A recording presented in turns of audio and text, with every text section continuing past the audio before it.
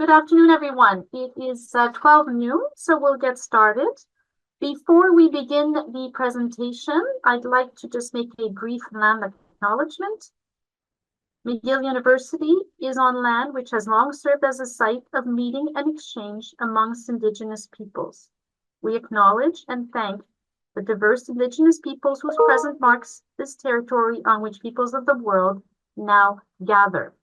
I'd like to remind everyone to please leave your questions till the end of the presentation. Please enter them in the chat. And I'd like to remind you to also please answer a brief survey that will be sent to you immediately after the presentation. It will let us know that you were present today. I'd like to call on Dr. Emily McDonald to introduce our speakers today. I think that Dr. McDonald is well known to most of you, if not all of you. She is our chair of quality for the Department of Medicine at McGill, and obviously a well-known researcher. And she will introduce our speakers. This is just something to keep in mind. This is an interactive grand rounds, and you will find a link on the chat that we ask you to please enter onto your computer so you can answer the questions as they come in. There's also a QR code there on the bottom right that you can also find the link to answer the polling questions. Dr. McDonald, can I give you the floor, please, to introduce the presentation? Thank you, Dr. Giannetti. Hi, and welcome, everybody. It gives me great pleasure to introduce our two speakers today who will be speaking on Vanessa's Law, which relates to reporting severe adverse drug reactions to Health Canada. So Dr. Saman Ahmad is an assistant professor of medicine in the Division of General Internal Medicine. Dr. Ahmad completed medical and postgraduate training at McGill University and is currently completing a Master of Science in Healthcare Quality and Patient Safety at the Harvard Medical School. As a clinician teacher, Dr. Ahmad has a keen interest in integrating quality improvement and patient safety across the academic clinical care continuum at the McGill University Health Centre. And I must say, Dr. Ahmad is one of the most intrepid clinician quality improvers I've met in her early career and has mobilized a really incredible multidisciplinary team to help advocate for Vanessa's Law, which will improve the care that our patients receive. Our other speaker today is Luca Melnychuk. He is a PGY5 in General Internal Medicine at McGill University and completed his medical school and core internal medicine training at McGill University. Dr. Melnychuk has been working with Dr. Ahmad on identifying risk factors for medication-related adverse events at the McGill University Health Centre. So welcome. Thank you for the kind introduction, Emily. Hello, everyone. I thank you for joining. I want to just reiterate, if you weren't on the call when we said this, it's going to be an interactive session and the QR code's on the bottom right. And we're going to get started. So just some disclosures and disclaimers, no affiliations to pharmaceutical companies. I did receive an operational funding and stipend graciously from the Department of Medicine at McGill for quality improvement. And for today's presentation, we'll be focusing on severe adverse drug reactions or serious adverse drug reactions, which are synonymous, even though Vanessa's Law pertains to both medical device incidents and severe adverse drug reactions. In terms of the QR code, you can either use the website, which is in the chat, or you can use, you can text my name, my full name was 003 to the number written over here, or you can scan the QR code. In terms of objectives today, we want to understand Vanessa's Law and how it can improve the drug safety for our patients.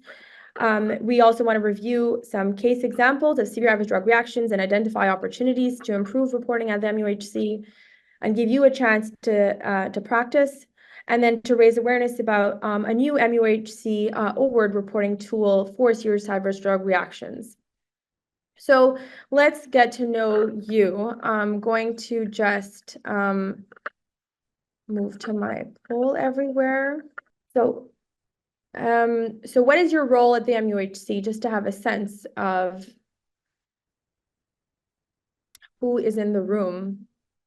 So we have how 77 people in the room, and only 12 people have responded. So I'll give it another moment, and also we'll give a chance to people to maybe sign in on the QR code or the website. Okay, so let's take a look. So it looks like we have mostly attending physicians with 7 trainees, and administrators and other. Okay, great. Well, thank you so much for coming.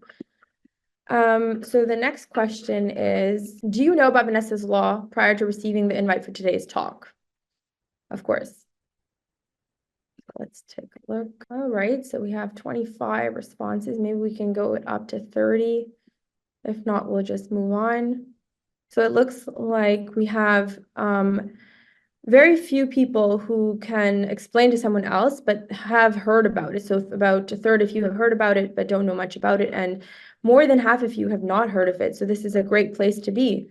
All right, next question.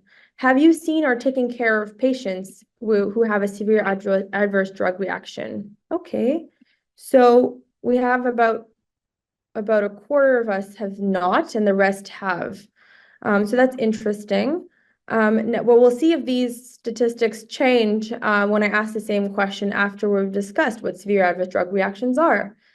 And so that's it. We're gonna go back to our presentation. So who is Vanessa? So Vanessa Young unfortunately died in 2000 at the age of 15 because of a cardiac arrhythmia after taking a prescribed medication, Cisapride. And her father, Terrence Young, who was at the time a Canadian MP, decided to take action.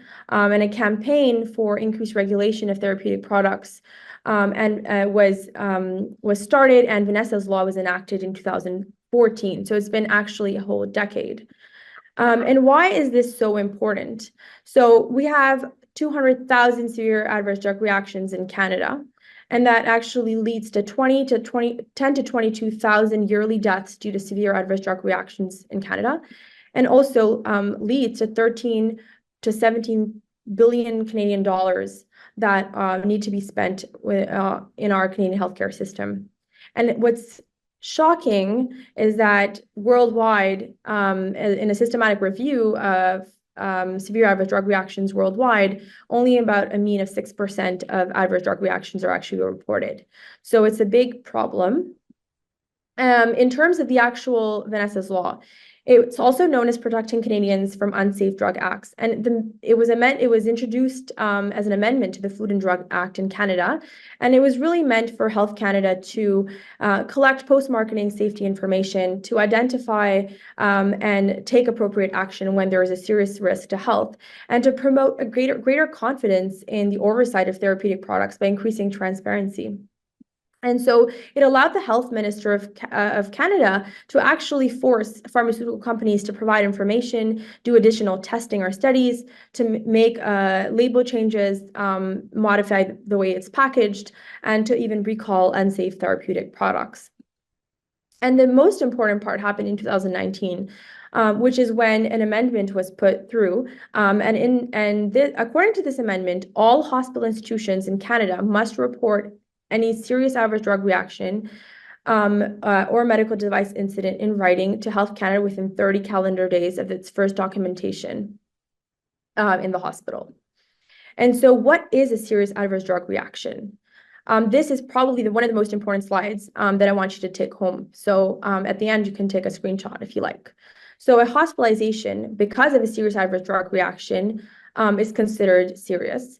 A prolongation of hospitalization, death, any life-threatening reaction that requires resuscitation, a prolonged incapacity or disability, and congenital malformation. So if any of these are happening and you suspect an adverse drug reaction has happened, then we have to report it. I'm going to add here that Health Canada does not require us to do a thorough cause-effect analysis in order to report it. As long as a physician or a healthcare provider suspects that it may be related or contributing to any of these, that you can report it, and it will help the Health Canada system. So what does this mean for hospitals and professionals?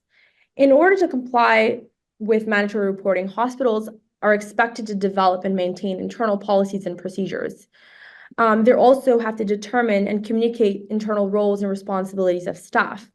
And what's important to note here is actually that individual healthcare providers are not required, as per Vanessa's law, to report severe adverse drug reactions, but they do have an important role in recognizing and documenting them so that the hospital institutions can report them to Health Canada. And a professional is free to report using Health Canada. That is perfectly fine and encouraged. But if it's given to the MUHC, then we can report it directly and comply by Vanessa's law. So let's practice a few cases and see if you have learned about what a serious adverse drug reaction is or not. So please sign in to the website or text or QR code. Okay, do you see the question now? The question, not known for allergies to antibiotics, is that the one you're looking for? Yes. Okay, so it's there. So it's a patient not known for any allergies to antibiotics. They receive Cipro for a UTI at a family medicine practice outside the hospital. They present to the ER with the Stephen Johnson's rash. They require admission. Would this be reportable under Vanessa's law? So let's see. So we have 96% of you saying that you would report it. So that's perfect.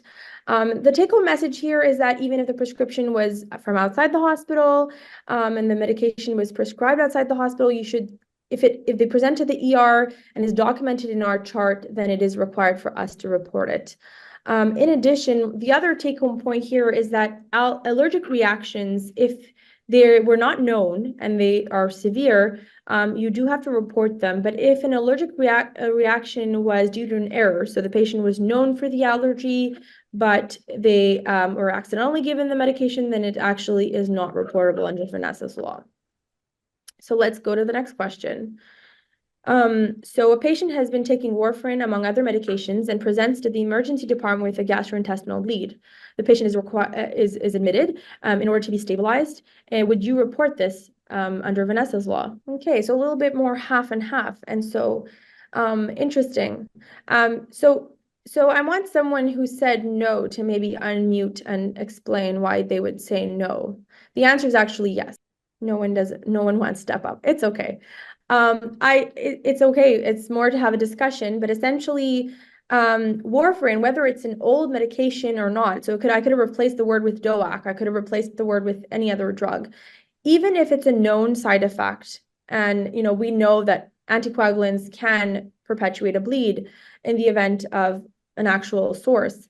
The reason it becomes important to report is because Health Canada looks at frequency as well as severity of reactions based on the medication. And if they see there's a signal where there's increased reactions or increased severity of reactions to a specific medication, whether or not it's old or new is irrelevant, they will then investigate. And the kind of things they'll look at, which is why reporting is important, is what were the patient characteristics, what other conditions that they're known for, what were some concomitant medications they were taking, because then they can make recommendations such as people over the age of X or weight under X should maybe not be taking this medication, or if they are taking another medication, maybe you should be cautious. So that's why medications that we know cause certain side effects should still be reported if the reaction is severe. And so this person was admitted, and so the hospitalization criteria was met, and then that's why it would be reportable. So if anyone has any questions, feel free. Otherwise, we will move on. So the next question is, oh yes. So now that we've gone over the examples of severe drug adverse reactions, now I wanted to ask, have you seen or taken care of patients with severe adverse drug reactions or not? I want to know if your answers changed a little bit. Compared to before. Okay, so it's actually interesting. I think most people who had responded, there's a few people who had responded no, but that they now said yes. So maybe we taught a little something. So where are we at the MUHC? A process was put into place in 2020 by the quality department in collaboration with the pharmacy department at the MUHC. And this process involved filling out a form through the internet that had to be downloaded. And then the form was very similar to the long Health Canada form that we can find on their website. And then you have to fill it out and email it to a specific email, and then a team was supposed to look at it and send it to Health Canada. Due to competing demands, due to the pandemic, reporting was not as successful as we had anticipated, and we only had about 3 cases reported to Health Canada by the MUHC. Now, this doesn't include cases, of course, that an individual healthcare professional decided to report to Health Canada, because again, like I said, the MUHC is the one by law that has to report. And so we did a convenience sample in, this was in the month of August, where we really just went through the hospital, the MGH and the RVH, and at random were surveying healthcare practitioners. And we had about 72 people. And most of them were in medicine, so either attending physician or resident, and then the rest we did have some pharmacists, nurses, and students. We did have an additional people respond. They were just not part of the results. And so only about 15% of them actually knew about Vanessa's law. And there were about 20% that having reported a patient adverse drug reaction in the last 2 years. But what was interesting when we looked at the results was that most of them were saying things like, oh, we reported it to M&M rounds, or we reported it to the physician, or we reported it to the quality department. But it was not clear if they were using the process that was put into place. And there was only about 4 people who had actually reported to Health Canada, which is great, except I don't think those 4 went through the MUHC necessarily. And so what exactly are we trying to do right now is we're trying to improve the rate of reporting at the MUHC because it's required by law. And the first thing we're trying to do is we're trying to implement a reporting tool that integrates well within the workflow of our daily clinical work and allow us to actually feed back to the treating team as well, and to redesign an effective, streamlined, and sustainable process of reporting to Health Canada to ensure that things don't fall through their cracks again. And so the first thing that we're doing is developing this tool, and we're going to get into it. I'll show the O-word 8888 tool. We're also trying to redesign the internal process of reviewing and reporting these cases to Health Canada, which will come through reports weekly through the tool. And then we also want to identify risk factors for severe adverse drug reactions at the MUHC by evaluating cases and looking at the prevalence over time through chart reviews, and Luca will go into that in a bit. And we also want to look for non-voluntary reporting methods. So parallel detection methods that don't rely on humans reporting, given how we know that reporting is not the best across the world. And this is through triggers and using medical archives. So let's go through the reporting tool. And so this is what the tool looks like. It's through O-word. So you go on Oasis and you go to chart and you select O-word, and you select whenever the reaction happens. So if it's an outpatient visit when the patient told you, or they're inpatient, you would select the appropriate visit, and then you would open the form. And you would select, the first question is the most important, which is which of the following things happened that made it into a severe reaction, which we had gone through earlier. So death, incapacity or disability, admission, prolongation of admission, or a congenital malformation. And then you would write any relevant medical conditions that they have, if it's related to the reaction, if you think it's reasonably related to the reaction. And then when did the drugs get started or was stopped, and the name of the drug, the route of the drug. And if you don't know anything, you can leave it blank, obviously. And then you would want to know when the reaction started and ended, if it did. And then you would describe the reaction, any treatments that were given for it, or what intervention was done. Did you remove it? Did you decrease the dose? And if so, what happened? So really just relevant things that you think should be included. And finally, whether the patient has recovered or not, or they're in the process of recovering. So the other important point here is that we're used to putting things in preliminizing everything, especially trainees. But this is in a situation where you really should be finalizing it. Of course, you need to discuss it with your attending. You need to make sure everyone's on board, without doing a very fancy cause effect. But if there is a suspicion, then fill it out and submit it as soon as you can. And the reason is that we have 30 days to report to Health Canada. And in order for us to see it, although we're going to be data mining every 1 week and we get reports every 1 week, we're not necessarily seeing the ones that are in preliminary, that are only as a prelim copy.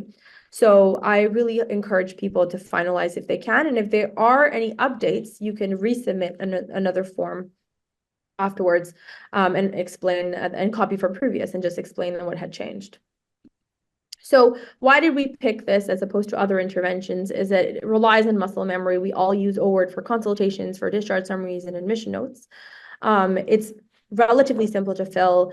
You don't have to download anything, upload anything, email anything, print anything. It's really within the system. You just answer the 6 questions, and we will contact you if there's anything that we really need to know. It's also very easy to data mine. The incredible team I'm working with in the medical archives and IT, they're really helping me with this. It's integrated into the OASIS workflow. Anyone can fill and finalize it, so that's another point I mentioned already. And it also goes under the red alerts where level of care goes. And so it prevents any future events. For example, if a person sees that the patient got a specific medication, they will be less likely to prescribe it again. And for the form, so please add form 8888 under your favorites so that if you do have a reaction, you don't have to go through the long list of forms to find it. And just a tip is that 8 on a dial pad is actually for V. So think of it as code Vanessa with 4 Vs. And so just a tip to remember. So let's move on to the redesigning of the internal process of reviewing and reporting these cases, which essentially, if once the form is filled by someone, it's finalized, we're going to data mine it every week. And what that means is we're gonna get a list of all the ones that are filled and what was written in them. We're gonna go over them, and then we're gonna review it with our team. So we have a team of pharmacists that are going to review it together. However, I'm going to say for step 3, we're also going to review it with the team in question if there are if there is anything that's not clear. And then we're going to fill out an Excel sheet from Health Canada and then send it to them, hopefully within 30 days. And then we're also going to send a confirmation to the person who filled out the form to say that your report has been sent to Health Canada, and provide them with a confirmation number. And the reason this is important is because if you ask people to fill things out, including surveys, but you don't come back to them to say, well, this is what we did with it, then there's going to be, in a way, burnout, and they're not going to want to fill out again. And so this is one of the ways what we're trying to encourage people to fill the forms. In our pilot last month at the Montreal General Hospital CTU, we actually reviewed. We only got 4 reports, and 3 of them were from the pilot ward. However, what we decided to do with Liang, my PGY4, doing a project with me, is we looked at the chart of about 3/4 of the period, and we identified close to 20 severe adverse drug reactions that were not reported. And so what we did is we sat down with the whole team from both CTUs at the Montreal General Hospital for internal medicine, as well as the ER team for internal medicine, and we just went over all of them to show them, well, these were some cases. And then we had a discussion. Like sometimes the attending or the resident said, no, this, it was written in the chart, but actually this drug was not related. So it's very interesting to be able to have that integrated as well into the process. And then finally, the themes and patterns that we detect in a registry form at the MUHC, which will be new as well, will allow us to make changes locally if we think that it's needed. And it will go to the appropriate committees, such as the Pharmacy and Therapeutics Committee or the Patient Safety Committee, to make sure that we also address things that could be changed here back home. So we're going to move on to Luca's project. and I'm going to pass it on to him. Hi. So we conducted a small pilot project looking at 3 days of admissions at the MUHC in October 2023. We looked at all hospital admissions to the emergency room at the Royal Victoria Hospital and Montreal General Hospital, and these were obtained through the MedUrge software. Just to note, this doesn't include admissions to the hospitals through the operating room, birthing center, or external hospital ward-to-ward transfers. We also excluded patients if they were still admitted to the MUHC on January 2nd, 2024, which was the day that we began our data extraction. We then reviewed hospital charts for SADRs that led to hospital admission, occurred during hospitalization, or led to death. And we calculated relative risks for SADRs with 95% confidence intervals and p-values. In total, we identified about 106 admissions, 68 through the Royal Victoria Hospital Emergency Room and 37 through the Montreal General Hospital Emergency Room. We excluded 3 patients from the Royal Victoria Hospital and 2 patients from the Montreal General Hospital as they were still admitted on January 2nd, 2024. And in total, we analyzed 101 hospital admissions. Just to look at the demographics of the patients we analyzed, the median age was 65 with an interquartile range of 52 to 80, and about 26% of the patients were over 80. 11% of the patients were known for CKD, 13% were known for AFib, and 12% had previous CVAs or TIAs, and only about 6% were known for previous cognitive impairment. And these are just some important risk factors for patients who develop serious adverse drug events. Looking at where these patients were admitted to, a good part were admitted to medical beds, with about 35% being admitted to general internal medicine. And 1 patient required ICU directly from the emergency department. The admissions were spread pretty evenly through the 3 consecutive days, and the majority of admissions were to the Royal Victoria Hospital. 4 patients were admitted through the Royal Victoria Hospital Emergency Room to the Montreal Neurological Institute. Just looking at patients' length of stay, about the average length of stay in the emergency room was about 3 days, and the average total hospital stay was about 10 days. 7% of patients required ICU during their admission, and there was 8 patient deaths with this cohort. Looking at the serious adverse drug reactions that we identified 19 patients with serious adverse drug reactions. 10 of these SADRs led to hospital admission, and 3 contributed to a hospital admission, and we identified 6 SADRs that led to hospitalization prolongation, and we identified 1 SADR that led to death. We next wanted to look at the drug classes that were causing SADRs, and the majority of 7 out of the 19 SADRs were due to either anticoagulants or antiplatelets. And we also wanted to identify the type of adverse events that were occurring. We identified 3 out of 19 SADRs were enterocolitis infections, which were C. diff infections. However, 7 out of the 19 severe SADRs were related to bleeding complications, including intracranial hemorrhage, GI bleeds, and hematuria that was requiring admission. And the patients that were admitted for SADRs were mainly admitted to medical service beds, 12 of them being general internal medicine. However, there was SADRs that were admitted to other services, really showing that this really needs to be a hospital-wide collaboration to identify all these SADRs. We also looked at hospital length of stay, what would happen if there was an SADR that occurred during admission, or if there was an SADR that led to admission. Patients who had no SADR, their average length of stay, the median length of stay was not around 9 days. However, if they were admitted due to an SADR or had an SADR occurred in hospital, their hospital length of stay was almost 15 days. And if an SADR occurred while they were in hospital, their length of stay was 22 days. We next wanted to identify some relevant risk factors for patients who developed SADRs.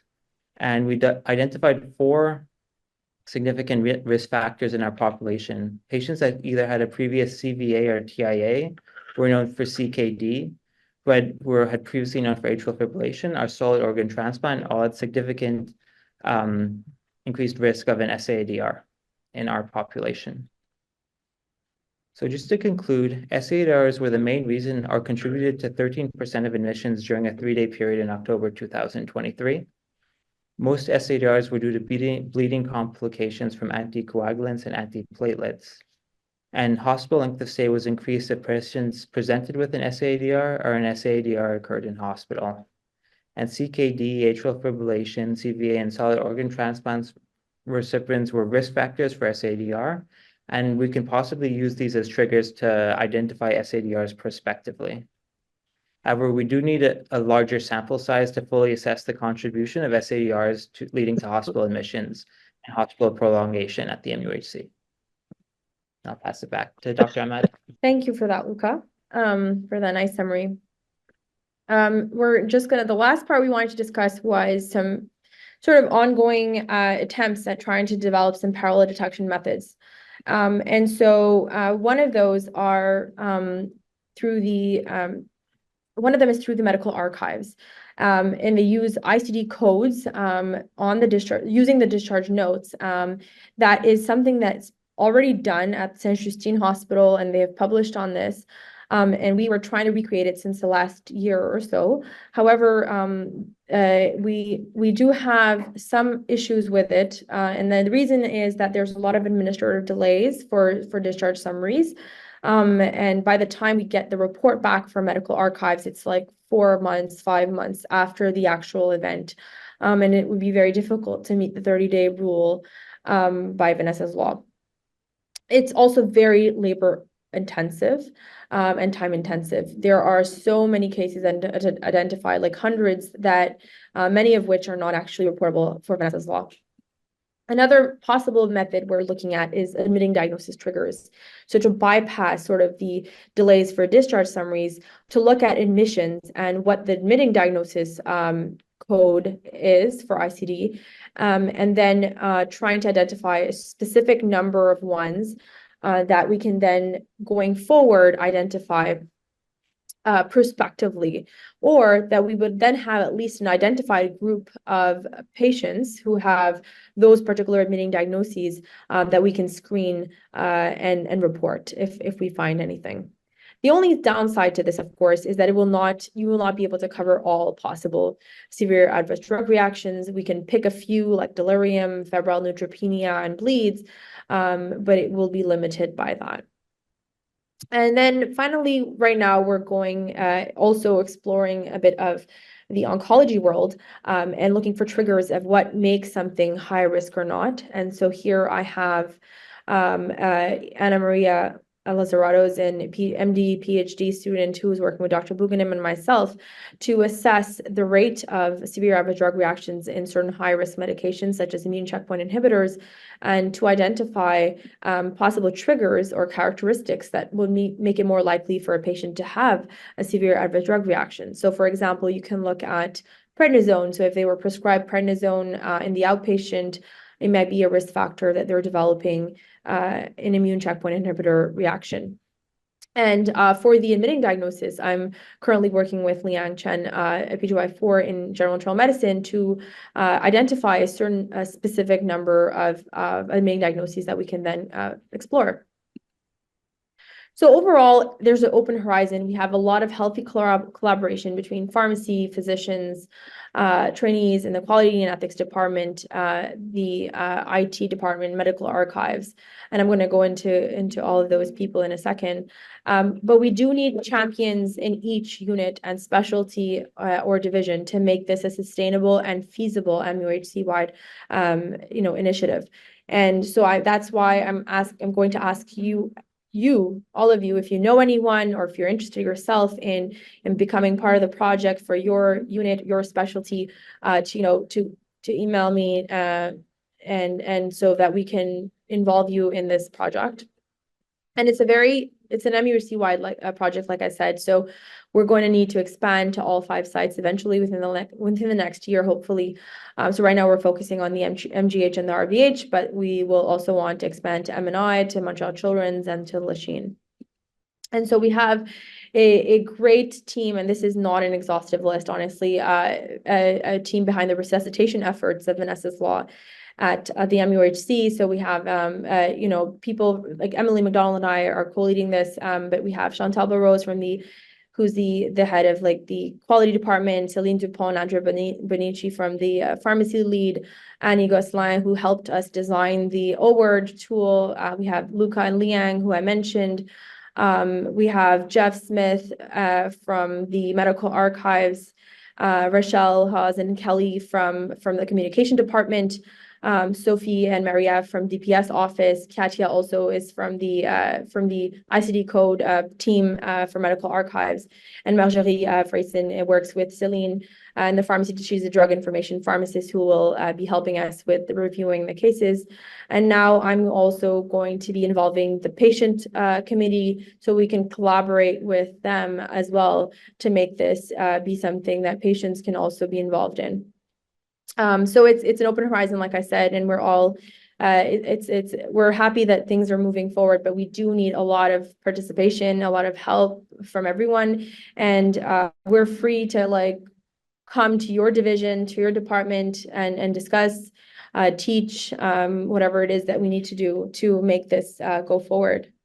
So I'll put my email in the chat, and if anyone has any questions, I would be very happy. Luca and I would be very happy to take them. Thank you so much. Really terrific presentation, and I think there's a lot to be learned from this presentation. Fortunately, it's being recorded, and I hope people who have not been able to participate today can see it recorded, because I think it applies to all of us. There's a lot to learn here.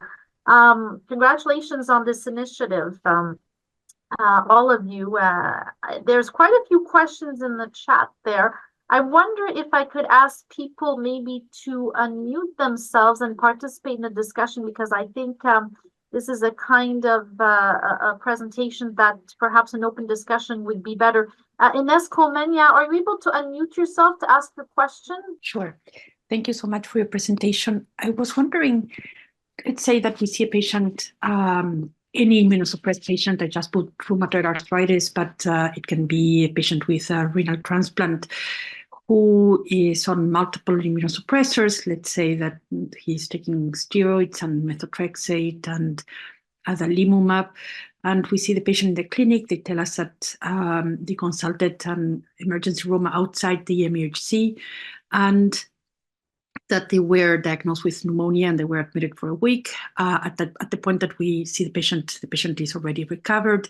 So the questions that I was wondering whether you can help us with is, number one, whether this is a severe adverse event related to a drug. I assume yes, but we need to consider that patients with rheumatoid arthritis specifically can have pneumonias that are absolutely not related to drugs. Even if they are untreated, the risk of infections is increased. This patient, we don't know if Lakeshore reported the event or not. Do we have any responsibility in that regards? And the last question that I had is, how can we really attribute this to a single drug? Because we absolutely know that all the drugs are increasing that risk. Thank you. Thank you for your question. It's a very good question, and we didn't go into it today, and I'm happy that you brought it up. You were not planted. I actually contacted Health Canada about last week about this, and a pharmacist at Health Canada who specifically deals with Vanessa's Law mentioned to me that if it's a drug that could reasonably increase your infection risk. So the question I had was, somebody was on high dose pred taper for ILD, and they ended up getting a pneumonia and dying. They didn't die because their ILD was flaring. They died because of the pneumonia. So yes, what was brought up by one of our attendings was that, you know, ILD patients do get pneumonias, and that's irrespective of the prednisone. But if there is a suspicion or a possibility that the prednisone contributed to their increasing risk of infection, it is still reportable under Vanessa's Law. And the reason, like I said, is that they can make investigations, and that they can see that maybe people who have ILD should not be on prednisone, and they'll and that increases their rate of having pneumonias, for an example. In terms of your next question, which was who should it be reported by, so I'm not sure what you mean by us. Like, you mean MUHC, or So if they were at Lakeshore and then they came to the MUHC for their problem, then they're now at MUHC. The way that they have outlined it on their guidelines is that technically if it was mentioned in the chart of both hospitals, it would have to be reported by both. But for us, our responsibility is MUHC. So if we are reporting in our chart that it was a severe adverse drug reaction, then it's our responsibility to report it as a hospital, of course. And then finally, you asked also, how do you attribute it to one drug? So in our form, you can submit the form as many times as you want. And when we submit to Health Canada, we sometimes identify multiple drugs that could be contributing. For example, to orthostatic hypotension or delirium, they may be on more than one drug. Unfortunately, we have to submit them individually. So depending on which one is thought to be the highest risk or the more likely to be related, that's the kind of case where we might discuss it with the attending or the team that submitted the report to us. And we might just submit 2 drugs, and that's fine. So the good news in a way is that you don't have to fill 2 long Health Canada forms for that one thing. You just have to, show it. You just have to flag it in a way for us, and then we do the rest. Perfect. Thanks for that. Sasha Bernetsky, you have a question? Do you want to unmute yourself? It was answered. So I was just thinking about how the fact that sometimes people will have an adverse event and be discharged. And unfortunately, the literature shows, I think, that sometimes those people actually end up on the drug again. And sometimes it's because the community pharmacist, maybe the GP, didn't have good documentation given to them. Of course, you want the patient to be aware of this and be the person bringing the information along, but sometimes that doesn't happen. So I was just wondering if this kind of documentation would be passed on to the community pharmacist and GP, both because maybe they would think, do I have to report it or not? But also because there's this problem of sometimes people who have a serious adverse event end up on the same drug again. And so I think Pickering just said that it's not always the case that the discharge summary goes to the people who might use it. Emily was going to say something. Yeah, I could field this one. You're absolutely right, Sasha. We don't have a good process in place to communicate what happens in the hospital across the continuity or the continuum of care. Right now in British Columbia, they've set up a system called Action ADE, where a pharmacist and a family physician will see if you've had an adverse drug event, because adverse drug events do tend to repeat themselves just because of lack of communication. Corinne Hole is an emergency room doctor who's leading this effort, and I know she's very interested in coming and meeting with leadership in Quebec to see if this is something that we could set up within our province, with the DSQ, for example. And also I'm looking into an initiative at the MUHC. It's actually been a few years that I was already looking at this, is to improve our communication with outside hospital professionals like pharmacists and GPs when patients are sent home from the MUHC. So that's a project that's actually also ongoing. Yeah, it's actually, I was thinking of Corinne, Emily, because she's a part of the Canadian team that's McGill based. So that's cool. Mark Roger? Yeah, thanks, Dr. Ahmad, for your leadership in this area, and Luca for your presentation of your research. It's fantastic. I wonder, I'm just going to sort of play devil's advocate a bit. We know that anticoagulants and antiplatelets are associated with bleed. And, judging from the answer to question 2, I would strongly suspect that a lot of people aren't going to be mobilized to report bleeds in patients that present to the emergency room hospitalized or even die on anticoagulants or antiplatelet agents. In the clinical trial world, we have to report to Health Canada if a serious adverse drug reaction is unexpected, that isn't in the product monograph, and is related, so sort of plausibly biologically related. Any sense of why Health Canada and Vanessa's law doesn't focus on unexpected and related versus sort of this catch-all of all serious adverse drug reactions? So I had the same question because a lot of professionals do ask this. And so I actually also reached out to Health Canada to ask about that. And they said that it's because, I think partially because sometimes we know there's certain side effects, we see them, but we don't know, we want to make prescribing safer. We want to know what makes that drug act the way it does in certain people, for example. The example of Vanessa, like she died of a medication that was known to have like arrhythmia, for example, and she still, got it and died. And there were multiple cases of people who had arrhythmia. And so this is why I think they have this sort of catch-all. And also, like I mentioned in the beginning, it allows us to know if certain patient characteristics, comorbidities, or concomitant drugs make the risk of having that reaction higher. And so when they receive higher signals of either severity or frequency of reaction, then they're able to look into it and they investigate them, and then they're able to make recommendations on that basis. They have their own sort of communication with pharmaceutical companies as well. And so that's a different venue, but this is like real world post-marketing information, that's a lot more. There's a lot more people who are getting it than in a trial, for example. Yeah. Can I follow up with 2 points too? I want to tell my PPI C. diff story. So for many years, I reported that taking PPIs increased the risk of recurrence of C. difficile. And so Health Canada put up a black box warning saying that PPIs increase your risk of C. difficile. And so it was established, and so we stopped reporting. Then for 4 years, no one reported that PPIs caused recurrent C. difficile because it was an established and known side effect. So on the back end, the company of one of the PPIs went to Health Canada and said, no one has reported this adverse event in 4 years. We want the black box warning removed, and they removed it. That said, I think we have to be pragmatic. We're very busy. We can't spend our entire day reporting adverse drug events. And so if you had time to report only one adverse drug event a week, I think reporting that the new sleeping pill daridorexant that Health Canada just approved made a patient of yours end up in the emergency room is probably more important than reporting that someone had a GI bleed from aspirin. That would be my argument and my practical approach. Thank you. David Rosenblatt and then Kevin. David?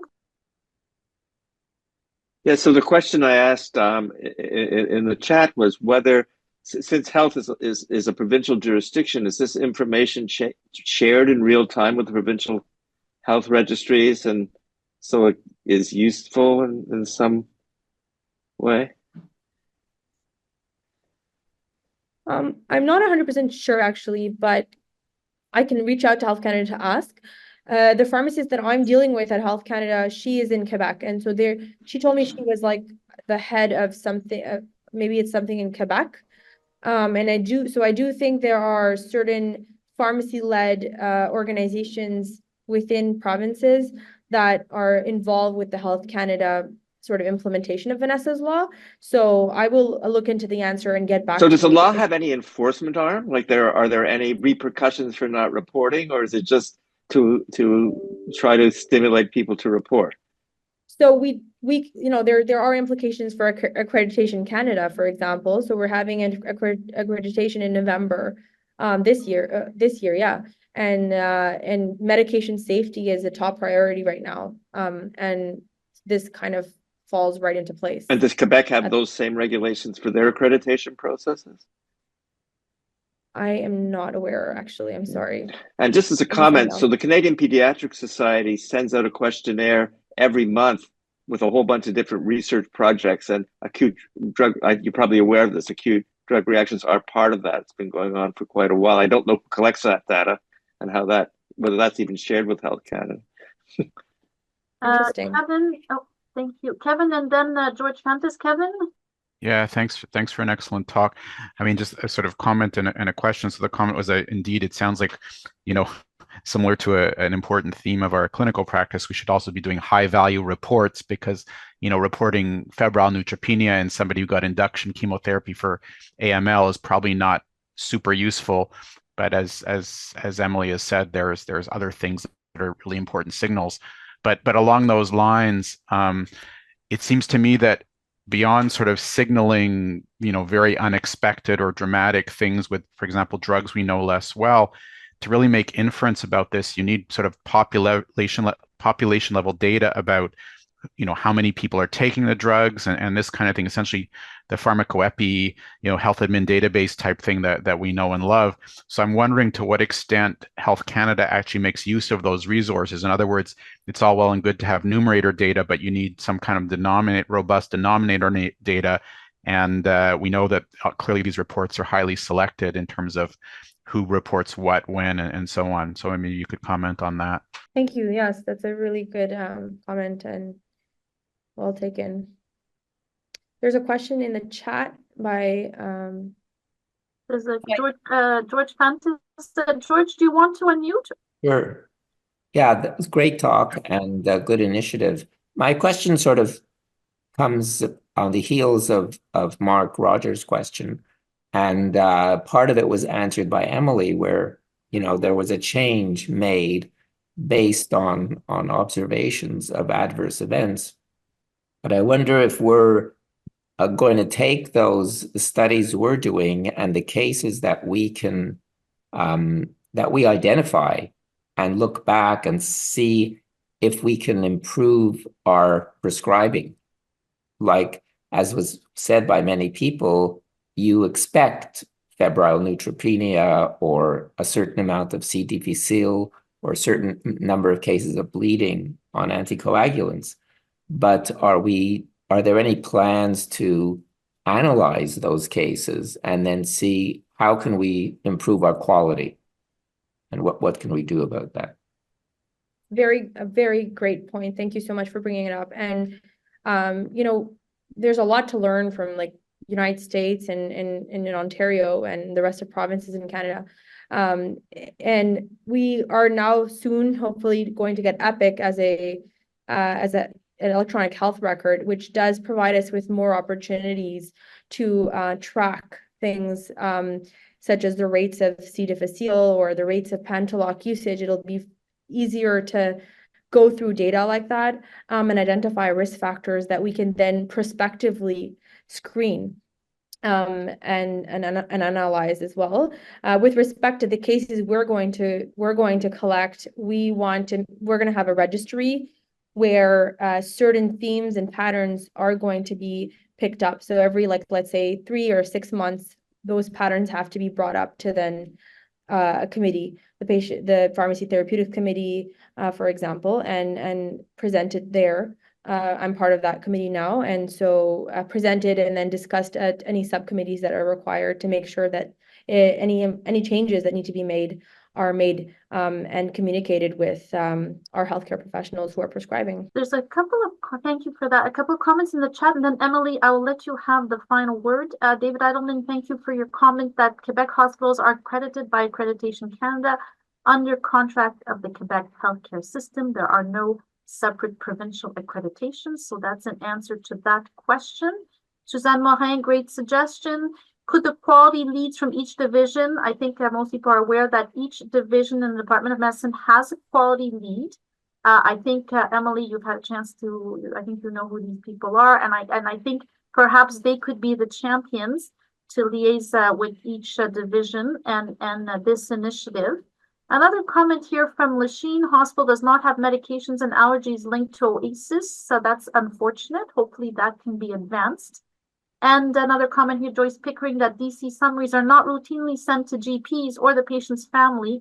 That's a little unfortunate. I thought that they were supposed to go to GPs, and certainly we are giving patients discharge summaries. I think historically they used to be sent to their treating doctors, but I guess right now we rely on the patients.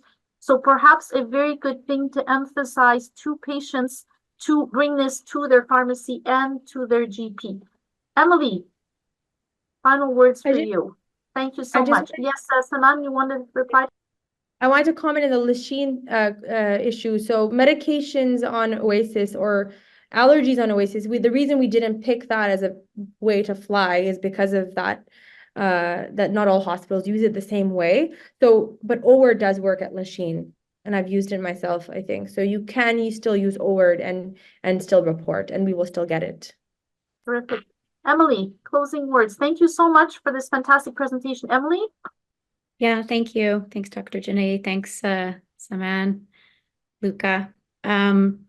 what do we hope to achieve with this? I think, ultimately we're trying to make the care that patients receive safer, better. There are a lot of new drugs coming onto the market every day.